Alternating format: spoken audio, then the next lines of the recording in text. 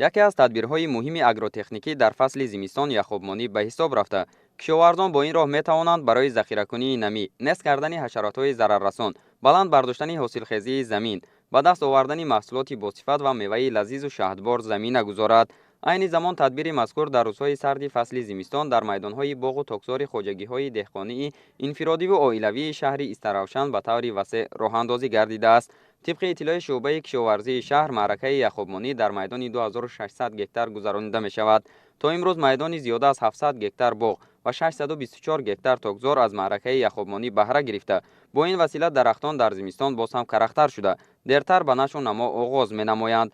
این روند به درختان میوه دهنده امکان می دهد که از سردی‌های ناگهانی فصل بهار امین مانند. همزمان در نتیجه یخابمانی شوری خاک کاهش یافته، قابلیت جلب نمی آن بهتر می گردد و قسم زیادی میکروارگانیسم ها و حشرات ضرررسان نابود می شوند.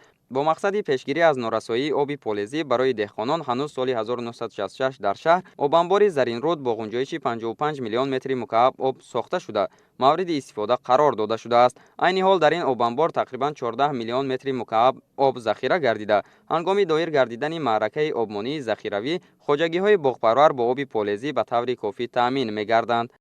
پس از بردن برف ها در روزهای آخر، معرکه یخابمانی در باغ و تاک ها رفته ایستاده است. در آبانبار زرین رود با قدر کافی آب ذخیره شده ایستاده است. یکی از تدبیرهای مهم یخابمانی در آن است که دوره گلکنی درختان میوه دهنده از جمله بادام و زردآلو به قفا انداخته می شود.